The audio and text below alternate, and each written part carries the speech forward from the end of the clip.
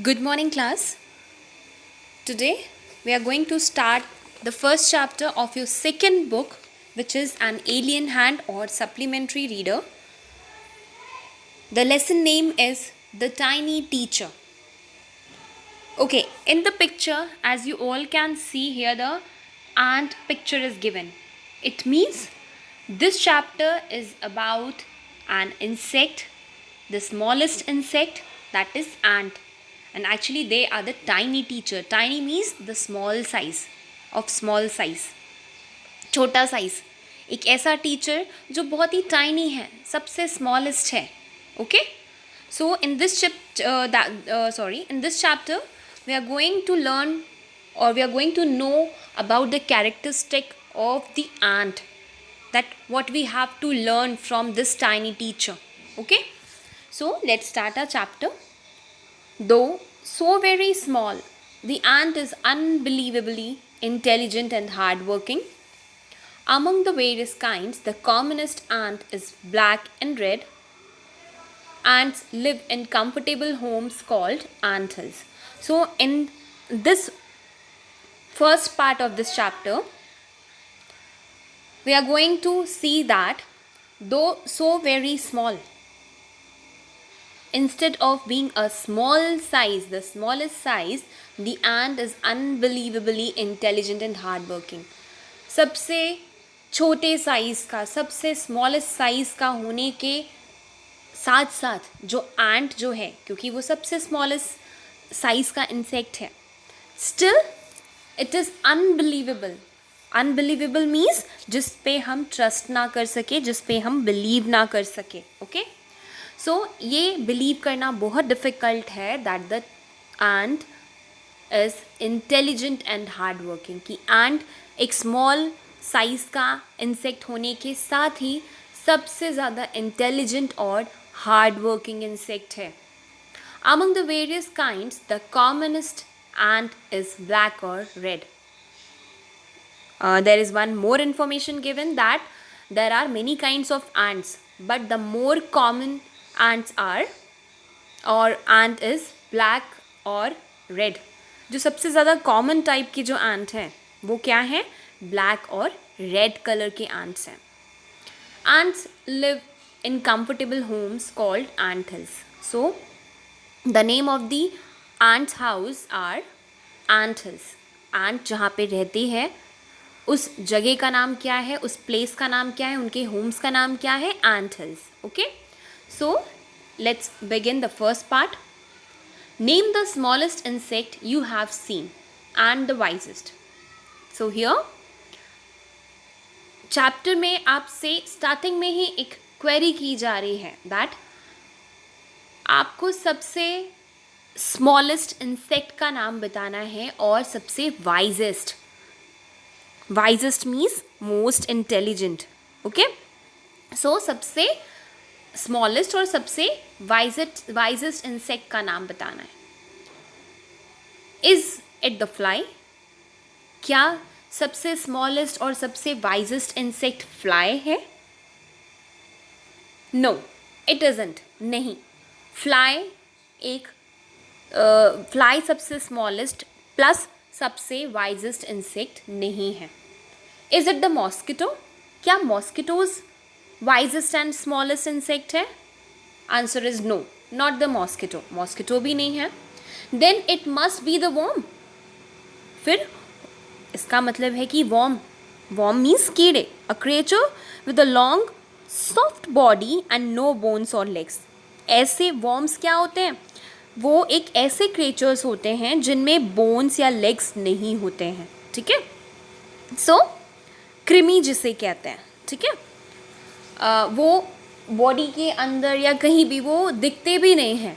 ठीक है, सो फिर आता है कि क्या वॉर्म सबसे छोटे और सबसे वाइजेस्ट इंसेक्ट है? No, none of these. इनमें से कोई भी उस कैटेगरी में नहीं आता है जो स्मॉलेस्ट के साथ साथ वाइजेस्ट भी हो. It is the ant, the commonest, the smallest but the wisest insect. So who is the smallest plus wisest insect. So what is the answer? Ant. Ant जिसे हम चींटी कहते हैं. एंट क्या है, कैसा इंसेक्ट है? सबसे ज़्यादा commonest. Commonest means the most common, सबसे साधारण. So they are the most commonest and smallest, सबसे ज़्यादा छोटे. But the wisest means commonest and smallest होने के साथ साथ दे आर वाइजेस्ट इंसेक्ट है. सो वो वाइज इंसेक्ट भी हैं. The story of an ant's life sounds almost untrue. एक एंट की लाइफ की जो स्टोरी है, उनका जो रूटीन है, उनका जो लाइफ स्टाइल है, actually it sounds untrue. Means जब हम उनकी स्टोरीज़ को पढ़ते हैं या कहीं से सुनते हैं दैट उनका रूटीन कैसा है, उनकी लाइफ स्टाइल कैसी है, सो वो कहीं ना कहीं अनट्रू लगती है. मीन्स फेक लगती है, फॉल्स लगती है. But people have kept ants as pets. लेकिन लोगों ने एंट को कैसे रखा है? Like a pet. जैसे हम डॉग और कैट्स को एज अ पेट एनिमल्स रखते हैं, लाइकवाइज लोगों ने क्या किया है? एंट को भी एक पेट की तरह रखा. And have watch their daily behaviour closely. और पेट की तरह जिस टाइम पे उन्होंने उसको एज अ पेट रखा अपने पास, उसे उन्होंने बहुत ही क्लोजली ऑब्जर्व किया, वॉच किया, उनकी लाइफ स्टाइल को देखा. So we know a number of facts about this tiny hard working and intelligent creature.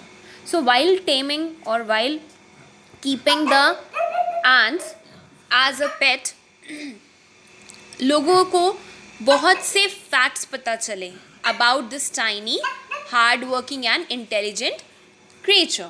So जब इस स्मॉलेस्ट साइज़ के इंसेक्ट को लोगों ने अपने पास रखा तो उन्हें बहुत से फैक्ट पता चले इस स्मॉलेस्ट और हार्ड वर्किंग और इंटेलिजेंट क्रिएचर के बारे में. An ant uses its feelers or antenna to talk to other ants by passing message through them. Okay. Here feelers means antenna. आपने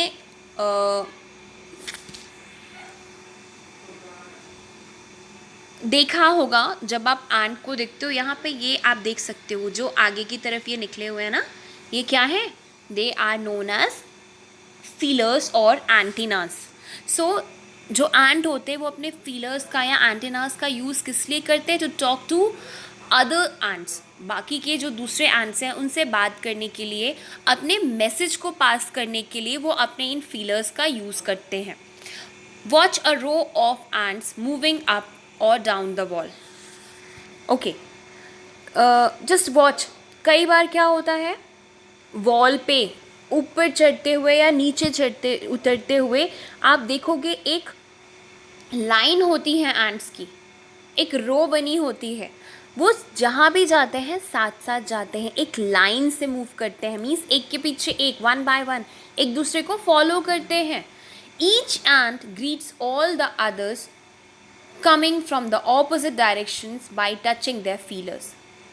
और जब भी ये एंट्स आते हैं एक दूसरे को जब मैसेज पहुंचाना हो या ग्रीट करना हो तो वो ऑपोजिट डायरेक्शन में अपने फीलर्स को टच करके ग्रीट करते हैं. हियर आप इस पिक्चर में देख सकते हो, here in the opposite direction both the ants are touching their antennas, their feelers. अपने फीलर्स को देखो ऑपोजिट डायरेक्शन में ग्रीट कर रहे हैं, अपने को ग्रीट करने के लिए, मिलने के लिए वो अपने अपने एंटीनास को टच कराते हैं, जिस इन एंटीनास को हम फीलर्स भी कहते हैं. There are many kinds of ants. The commonest among them are the black और red ones. So there are many kinds of ants. कई टाइप के एंट्स होते हैं बट उनमें सबसे ज़्यादा कॉमन एंट होते हैं red and black coloured ant. We have seen them since we were children. हम जब छोटे बच्चे थे, जब चिल्ड्रेन थे, तो हमने बहुत से ऐसे एंट्स को देखा था जो रेड कलर की और ब्लैक कलर के होते हैं, but haven't paid enough attention to them. लेकिन जब हम लोग बच्चे थे, हम लोग चिल्ड्रेन थे, उस टाइम पे हम लोगों ने बहुत ज़्यादा अटेंशन नहीं दिया, बहुत ज़्यादा ध्यान नहीं दिया in red and black coloured ants पे. क्या ध्यान नहीं दिया, किस बात पे अटेंशन नहीं दिया, that where do they live, कि ये जो एंट है ये कहाँ रहते हैं, in their comfortable homes called nest. So ये कहाँ पे रहते हैं, वो अपने कंफर्टेबल होम जिसे नेस्ट या एंट हिल्स कहते हैं, वो वहाँ पे रहते हैं। So what is the name of the ants home, ant hills और नेस्ट। उनके घरों को एंट हिल्स कहा जाता है या नेस्ट कहा जाता है। Each has hundreds of little rooms and passages. So हर एक एंट के पास हंड्रेड्स ऑफ रूम्स होते हैं ऐसे, और पैसेजेस होते हैं, रास्ते होते हैं। In some of these rooms the queen ant lays eggs. और in hundreds of houses ant hills में ही जो क्वीन एंट होती है, इन एंट की एक क्वीन एंट होती है। सो वो जो क्वीन एंट होती हैं वो अपने एग्स को कहाँ ले करती हैं, उन हाउसेस में, उन एंट हिल्स में अपने एग को देती हैं। Others are nurseries for the young ones called grubs. और बाकी के जो एंट हिल्स होते हैं, means there are hundreds of ant hills, इन एंट्स के पास हंड्रेड्स ऑफ एंट हिल्स होते हैं, बहुत से एंट हिल्स होते हैं, बहुत से होम्स होते हैं। सो उनमें से कुछ होम्स में, कुछ एंट हिल्स में जो क्वीन एंट होती हैं वो अपने एग्स देती हैं। कुछ एंट हिल्स में, कुछ घरों में जो यंग वंस होते हैं जिन्हें हम ग्रब्स कहते हैं, एंट के जो एग्स होते हैं, एग्स के बाद का जो स्टेज होता है उसे कहते हैं ग्रब। ओके, सो वो जो ग्रब्स होते हैं वो उन एंट हिल्स में रहते हैं। Grubs means the young ones of the ant. Ant के जो बच्चे होते हैं जब वो एग से बाहर आते हैं उन्हें कहते हैं grub. Workers have their reserve quarters. Quarters means the ant hills again, because they have so many ant hills, उनके पास बहुत से घर होते हैं। सो वो उन्हें डिवाइड कर लेते हैं। कुछ एंट हिल्स होते हैं for the queen ant, few ant hills for the grubs, the young ones of the ant, and few for the workers। जो वर्कर्स होते हैं, मीन्स ये जो एंट का जो एक होता है उसे डिवाइड किया गया है, ठीक है, उनके वर्क के अकॉर्डिंग उन्हें डिवाइड किया गया है। क्वीन एंट का वर्क होता है टू ले एग्स, एग्स देना। देन वर्कर्स होते हैं उनमें, ठीक है, बहुत से अलग अलग पोस्ट होते हैं, अलग अलग वर्क के अकॉर्डिंग उन्हें डिवाइड कर दिया जाता है। सो वर्कर्स का अपना रिजर्व क्वार्टर होता है, रिजर्व्ड एंट हिल्स होते हैं। They spend most of their time searching for food.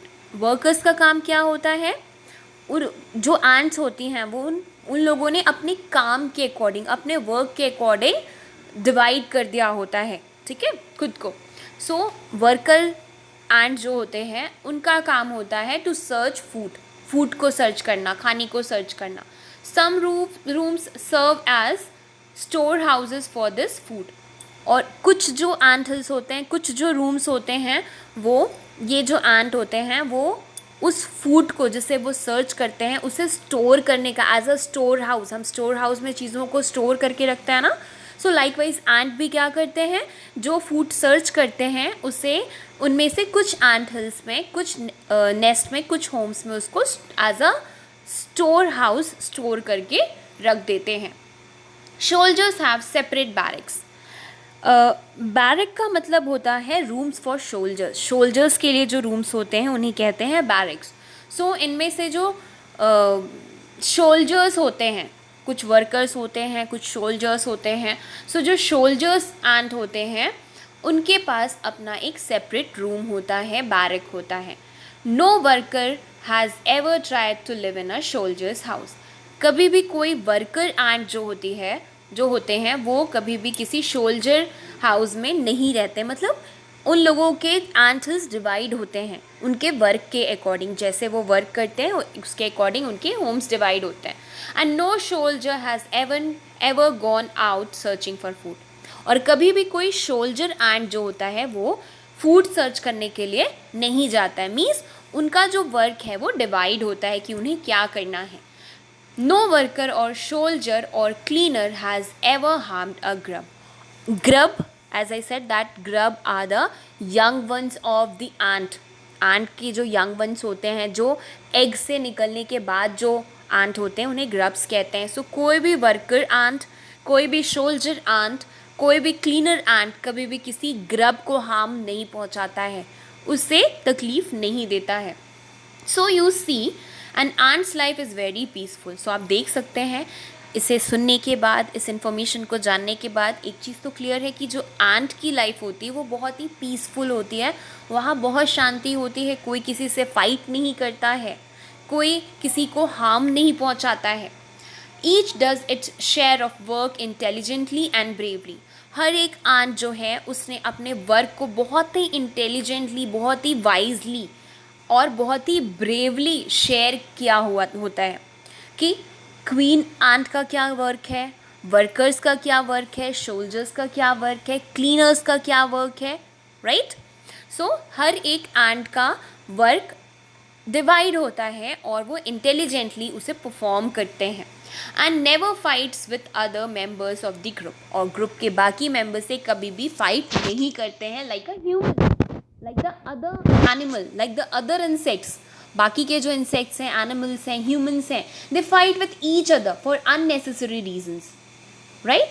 But the ant never fight with each other.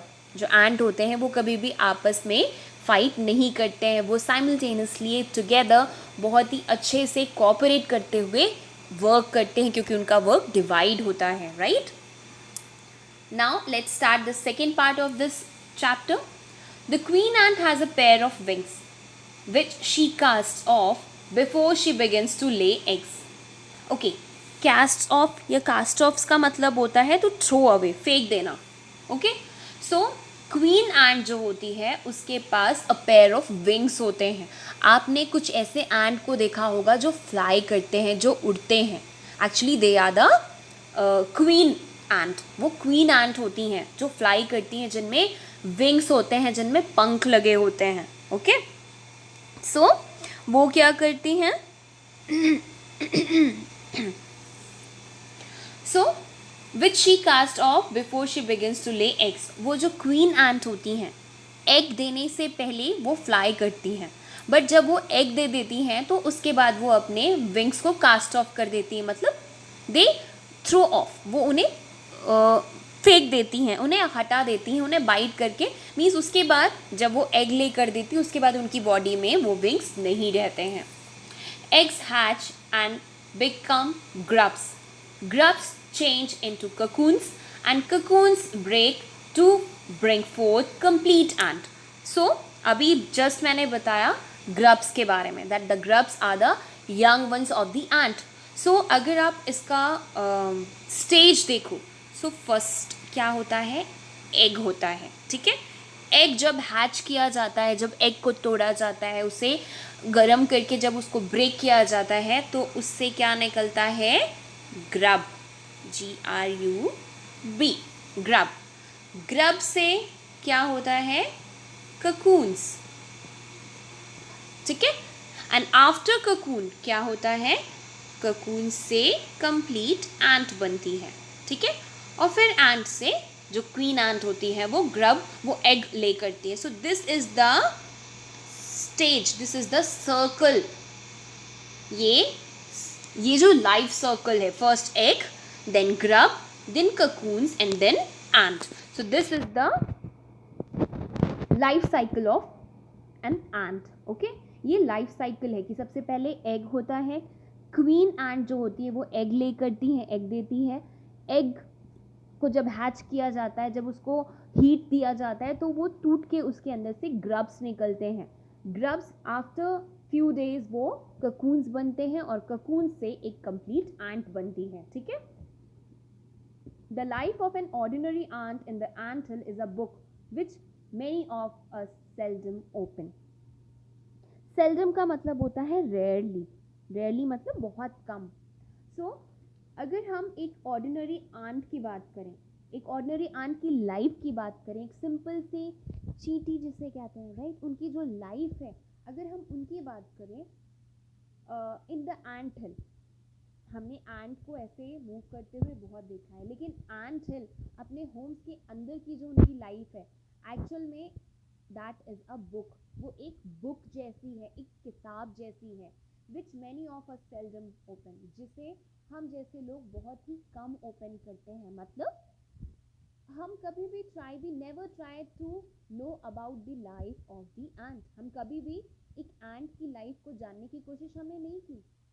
बहुत ही रेयर लोग होंगे जिन्होंने उन्हें जानने का ट्राई किया, और जिन्होंने ट्राई किया, because of those people we are able to know about the characteristics of the ant. आज हम उन्हीं लोगों के कारण एक एंट के कैरेक्टरिस्टिक को इतने अच्छे से एक्सप्लेन कर पा रहे हैं, राइट।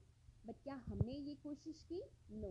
हमने कभी उनकी लाइफ को देखा ही नहीं कि वो कितने हार्ड वर्किंग होते हैं, कितने इंटेलिजेंट होते हैं, right. So let's begin this second part of the chapter. The queen is the mother of the entire population of the colony. So जो क्वीन होती हैं, क्वीन आंट होती हैं, वो एंटायर कॉलोनी मीन्स एक जो एंट का जो एंट है, जो इंसेक्ट है, ठीक है, उस एंट इंसेक्ट की जो जितना भी पॉपुलेशन है, जितनी भी एंट होती हैं, उन सब की मदर कौन होती है? क्वीन। क्वीन एंट। क्यों? क्योंकि जब क्वीन एंट एग ले करेंगी तभी उससे ग्रब्स होंगे, ग्रब्स ककून्स बनेंगे, और ककून से एंट बनेगा, right. So who is the mother? Queen ant is the mother of the whole population of the ants colony. Ant के mother कौन है? Queen. Queen ant. It lives for about 15 years. ये जो queen ant होती हैं वो about 15 years तक जीती हैं। उनका जो लाइफ स्पैन है वो कितना है? 15 years. 15 years तक वो जिंदा रहती हैं। It has a pair of wings. ये मैंने अभी पहले ही बताया that the queen ant has a pair of wings. So queen ant होती हैं, उनके ऊपर एक पैर, एक जोड़े में या दो विंग्स होते हैं, उनकी बॉडी में दो पंख होते हैं, जिनकी हेल्प से वो फ्लाई करती हैं जब तक कि वो एग ले ना करें। एग ले करने के बाद फिर वो अपने विंग्स को थ्रो आउट कर देती हैं, बाइट ऑफ कर देती हैं, काट देती हैं या तोड़ देती हैं। So it has a pair of wings. Queen ant के बॉडी पे पेयर ऑफ विंग्स होते हैं, दो विंग्स होते हैं, but bites them off after its wedding flight. Wedding flight का मतलब होता है the flight taken on the wedding day. जिस दिन क्वीन एंट की शादी होती है, वेडिंग होती है, ऑन दैट डे वो क्या करती है? शादी के दिन की उड़ान। वेडिंग फ्लाइट का मतलब होता है जिस दिन शादी होती है वो लास्ट टाइम फ्लाई करती है अपने विंग से, क्योंकि विंग की हेल्प से ही तो फ्लाई किया जाता है ना। सो लास्ट फ्लाइट या कह सकते हो वेडिंग फ्लाइट का मतलब है वो लास्ट फ्लाइट, लास्ट उड़ान जो वो उड़ती हैं, और उसके बाद वो अपने पंखों को क्या करती हैं?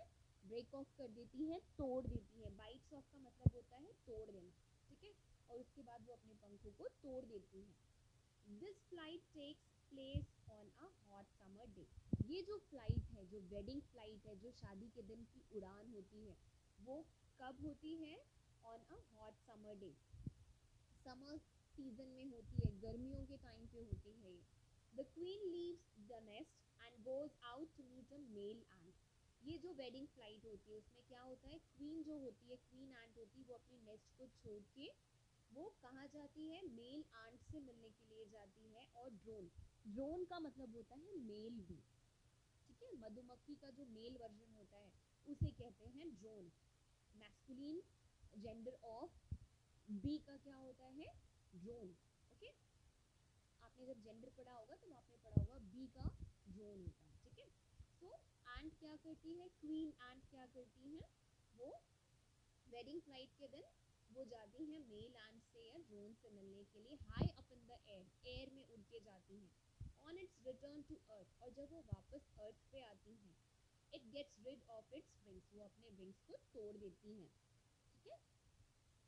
And then does nothing but lay eggs, और उसके बाद वो कुछ नहीं करती, फ्लाइट नहीं लेती, उड़ती नहीं है, सिर्फ क्या करती है? एग ले करती हैं, अंडे देती हैं, जिनसे ग्रब्स बनते हैं, ककून्स बनते हैं, और फिर फाइनली एंट डेवलप होता है, ठीक है। मीन्स उसके बाद वो एंट को देना शुरू कर देती है, एग को देना शुरू कर देती है। That's why they are called mother, that's why she was called mother, sorry she is called mother, ठीक है, इसीलिए उन्हें मदर कहा जाता है एंटायर पॉपुलेशन का of aunt.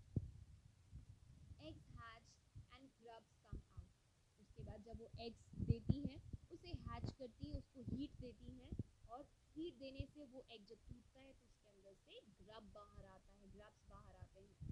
Soldiers guard them, वो जो ग्रब्स बाहर आते हैं कोई उन्हें हार्म ना पहुंचाए, कोई उन्हें डिस्ट्रॉय ना करे, इसलिए शोल्जर्स एंड जो होते हैं वो उनकी केयर करते हैं, उन्हें गार्ड करते हैं, उनकी देखभाल करते हैं। Workers feed and clean them, जो वर्कर एंट होते हैं वो क्या करते हैं, उन्हें फीड कराते हैं, उन ग्रब्स को उन्हें खाना खिलाते हैं, फूड खिलाते हैं, उन्हें साफ सुथरा रखते हैं। And also carry them out daily for airing exercise in sunshine, और वर्कर एंट्स का ही काम होता है कि डेली उन ग्रब्स को वो एयरिंग के लिए एयर में बाहर लेके जाते हैं, एंट हिल से बाहर लेके आते हैं, एक्सरसाइज कराते हैं, और सनशाइन मींस सन रेज जिससे उन पे पड़ सके वो बाहर लेके जाते हैं। सोल्जर्स गार्ड करते हैं, उनकी देखभाल करते हैं, वर्कर्स उनको फीड कराते हैं, उन्हें क्लीन करते हैं। ओके, 2 or 3 वीक्स लेटर, 2 या 3 वीक्स के बाद, हफ्तों के बाद, ग्रब्स जो है इट बिकम्स ककून्स, ग्रब्स जो है वो ककून्स बन जाता है, एंड लाई विदाउट फूड और एक्टिविटी फॉर 3 वीक्स मोर, और 3 वीक्स तक, 3 वीक से ज़्यादा भी विदाउट फूड और एक्टिविटी वो ऐसे ही पड़ा रहता है, लाई।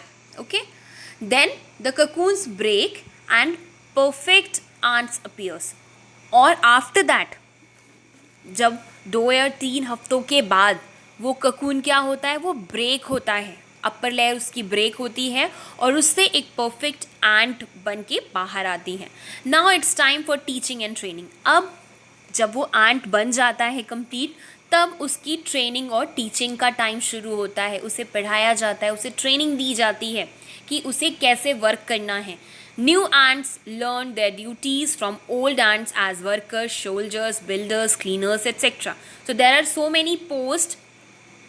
So जो नए आंट्स होते हैं उन्हें, जो ओल्ड आंट्स होते हैं, पुराने आंट्स होते हैं जो वर्कर, सोल्जर्स या क्लीनर्स की तरह ऑलरेडी वर्क कर रहे हैं, सो वो उन्हें ये सब चीज़ें सिखाते हैं, उन्हें ट्रेनिंग देते हैं। After a few weeks training, कुछ हफ्तों की ट्रेनिंग के बाद, the small ants are ready to go out into the big world of work. So after few weeks, कुछ हफ्तों की ट्रेनिंग के बाद, ये जो स्मॉल आंट्स होती हैं वो रेडी हो जाती हैं कि वो एक बड़े से वर्ल्ड में वर्क करने के लिए बाहर आए। जिस तरह से वर्कर्स हैं, सोल्जर्स हैं, क्लीनर्स हैं, वो अपना वर्क कंडक्ट करते हैं, परफॉर्म करते हैं, लाइकवाइज ए न्यू एंट भी अपने काम को शुरू कर देती हैं after getting the training and teaching.